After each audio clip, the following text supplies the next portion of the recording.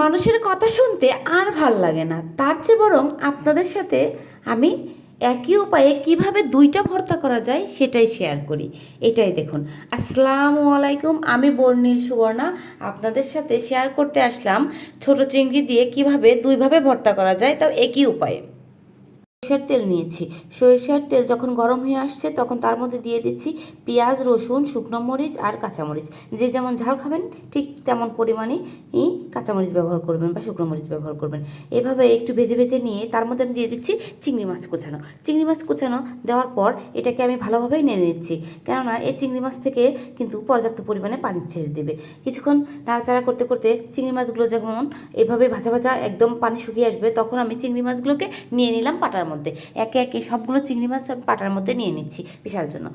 আপনারা হয়তো খেয়াল করেছেন আমি কিন্তু চিংড়ি মাছ যখন ভাজি করলাম তখন কিন্তু কোনো প্রকার লবণ ব্যবহার করিনি, কেননা লবণ ব্যবহার করলে এই চিংড়ি মাছ যখন আমি ভাজা করলাম তখন কিন্তু চিংড়ি মাছের থেকে পানির পরিমাণ আরও বেশি বেশি বের হতো, আর চিংড়ি মাছটা অনেকক্ষণ সিদ্ধ করতে নিত।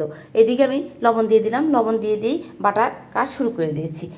বাটাবাটি করছি, পাশেই কিন্তু আমার ব্লেন্ডার আছে, কিন্তু আমি ব্লেন্ডার করছি না, কেননা পাটায় বাটাও যে কোনো ভর্তা একটু স্পেশালি বেশি মজা হয়। সেই জন্য আমরা যেহেতু বাঙালি পাটায় বেটেই ভর্তাটা করব, আর ভর্তাটার আসল স্বাদ পেয়ে থাকবো। এই তো ভালো করে সবগুলো উপকরণ আমি পাটার মধ্যে নিয়ে ঠুসঠাস ঠুসঠাস ঠুসঠাস করে বাটাবাটি শুরু করে দিচ্ছি। এই যে কি যে গরম পড়ছে তার মধ্যে আমি বাটাবাটি করছি শুধুমাত্র একটু মজা করে খাবো বলে। গরম ভাতের সাথে এই ভর্তাটা যা জমে যায় কি আর বলবো। এই যে ভর্তা, এক পদের ভর্তা কিন্তু রেডি হয়ে গেল, আমি ওটা সাইডে রেখে নিয়েছি। এইবার আমি আর অর্ধেক ভর্তার মধ্যে আবার নতুন করে কিছু পেঁয়াজ, দুটা শুকনো মরিচ আর দিয়ে নিচ্ছি কাঁচা সরিষার তেল।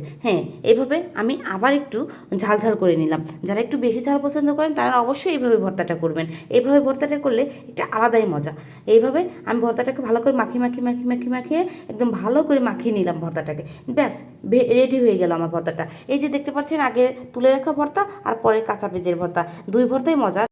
কাঁচা পেঁয়াজের ভর্তাটা দ্রুত খেয়ে নিতে হবে, আর অন্য ভর্তাটা একটু নষ্ট হবে না সারাদিন।